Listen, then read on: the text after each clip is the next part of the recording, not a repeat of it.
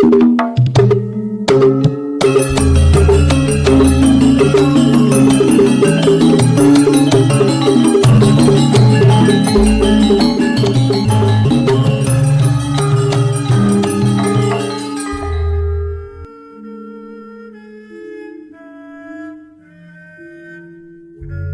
Ibu, para kadang kinasih simbah-simbah lan adik-adik, para rama suster bruder berkah dalem Gusti. Sugeng rawuh wonten ing PDSK channel menika.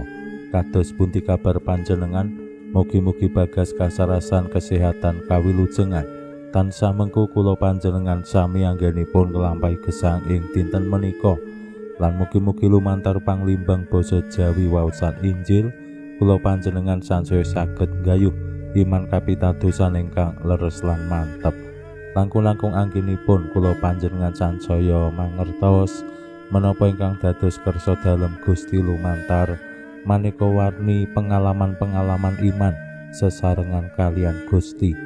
Kados para murid dalem ingkang sacara langsung ngalami kados pundi Gusti Yesus asung kawilujengan marasaken tiang-tiang sakit lan ngluwari tiang-tiang saking bebandaning dosa lan setan.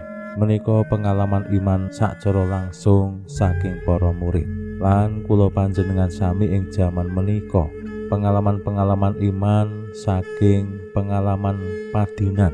Kados pundi kula panjenengan memaknai pengalaman padinan menika nggih pengalaman sesarengan sejarah kalian Gusti Yesus.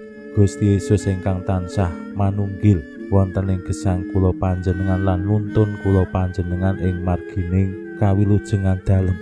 Menika anggenipun kula panjenengan manggihi pengalaman iman. Ning nek kula panjenengan boten memaknai kados pundi Gusti Yesus nuntun gesang kula panjenengan, pengalaman-pengalaman padinan menika ya mung pengalaman manusiawi, mung pengalaman biasa.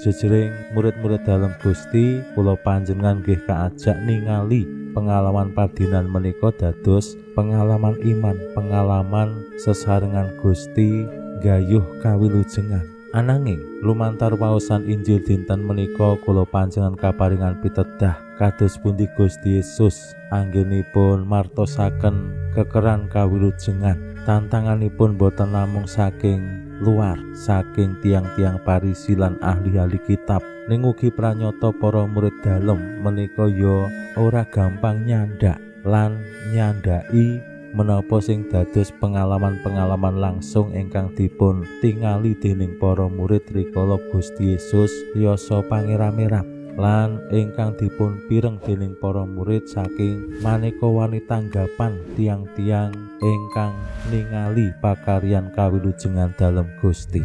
Para murid tanda kutip nyuwun sewu mbok menawi ya bloon, telat mikir saengga Gusti Yesus nggih mbok menawi rada butuh sabar sing sansaya kathah rikala manggi para murid dalem ya ora nyandak. Kados pundi cariyosipun? Monggo kita pirengaken sabda dalem Gusti ing dinten menika lan kita wiwiti kanthi sembayang sawetawis. Konjuk ing asma dalem Yang Rama saha Yang Putra tuwin Yang Roh Suci. Amin. Suawi sami munjuk. Gusti Yesus sabda dalem Yang Rama ingkang sampun manjalma, mugi karsa ngandika dhateng kawula wonten ing asepen ing telenging manah kawula. KBKO kegiatan lan panglipur ingkang mancing ing sabda dalem kapenuwana kawula mawi roing kawicaksanan dalem. Mugi-mugi srana anggen kawula maos lan mirengaken sabda dalem kawula sansaya nunggil ing sampeyan dalem. Amin. Waosan Injil kapetik saking Injil Markus bab 8 ayat 11 ngantos dumugi 21. Nalika samono para murid padha lali nggawa sangu roti.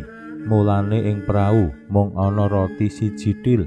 Gusti Yesus nuli paring pepeling pangandika dalem, awas dingati-ati marang reragine wong Parisi lan Herodes. Para murid banjur padha rembugan, genah anggene ngandika mangkono mau marga kita ora sangu roti. Gusti Yesus priksa banjur ngandika, Apa sing padha kok gunem anggonku kandha manawa kowe ora sangu roti? Apa kowe iku ya durung nyandak lan durung ngerti? Apa atimu ya isih peteng? Kowe rak duwe mripat, apa ora weruh apa-apa? Kowe rak duwe kuping, apa ora krungu apa-apa? Apa padha lali nalika aku ngedum roti 5 marang wong 5.000 kae? Isih pirang tenggok cuwil-cuwilan turahan sing kok klumpukake? Atur wangsulane 12 tenggok. Lah, dek roti 7 kanggo wong 4.000, pirang keranjang cuwilan sing kok openi? Atur wangsulane 7 keranjang. Gusti banjur ngandika, apa kowe ya durung nyandak? Makaten sabda dalem Gusti. Suwawi sami munjuk, Gusti kawula munjuk sembah nuwun karana sabda dalem dadosa obor ingkang madangi margining gesang kawula. Katuntuna kawula sageta sabda dalem menika numusi manah ngantos tansah ngrembaka kangge nggayuh gesang ing swarga. Amin. Bapak Ibu para kadang kinasih simbah-simbah lan adik-adik, rikala Gusti Yesus manggi murid-murid dalem pranyata ya tasih mempersoalkan bab-bab sing receh, bab-bab sing kadonya, lan malah boten eling menggaing daya kuwasa dalem Gusti sing edapi-dapi. Mung gara-gara lali nggawa sangu, anane mung roti 1 tok til. Para murid terus gathuk-gathukake apa sing dadi pangandika dalem lan gadhahi prasangka bilih Gusti Yesus nyindir para murid sing ora nggawa sangu. Padahal tumraping Gusti Yesus wis cetha, bab pangan ki ora perlu kawatir, bab rejeki kuwi ora perlu kawatir. Gusti Yesus dados sumbering pangan, lumbunging pangan. Ngasih Gusti Yesus ngemotake para murid rikala yasa paring tetedan dumateng tiyang gangsal ewu lan tiyang 50.000. Roti 5, roti 7 dadi turah-turah. Ning pranyata para murid tetep wae kawatir merga lali nggawa sangu. Nah menika temtu saged dados kaca benggala tumraping kula panjenengan kadangkala awake dhewe ya kaya para murid. Nek wis bab pangan menika dadi perkara sing gedhe. Ana pangan apa ora ana pangan kadangkala marake kuwatir lan lali menggaing iman kapitadosan, lali menggaing sembahyang. Nyuwun sewu, nek misa 1000 sing rawuh kathah merga panganane lengkap. Ning nek misa lingkungan biasa sing rawuh sithik merga ora ana panganane, utawa mbok menawa sembayangan lingkungane katon semarak, katon guyub, gayeng merga apa ana panganane. Sing lingkungan ora tau metu panganan ya garing. Kadangkala iman kapitadosan gumantung panganan lan regenging suasana ya gumantung panganan. Nek ana pangane ya gayeng, nek ora ana pangane ya amem. Nah menika sadar menapa boten kalampah wonten ing paguyubaning para murid jaman sakmenika.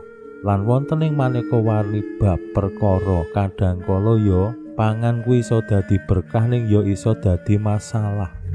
Wonten ing kepengurusan paroki umpamane kadangkala konsumsi kuwi ngentekke dhuwit akeh.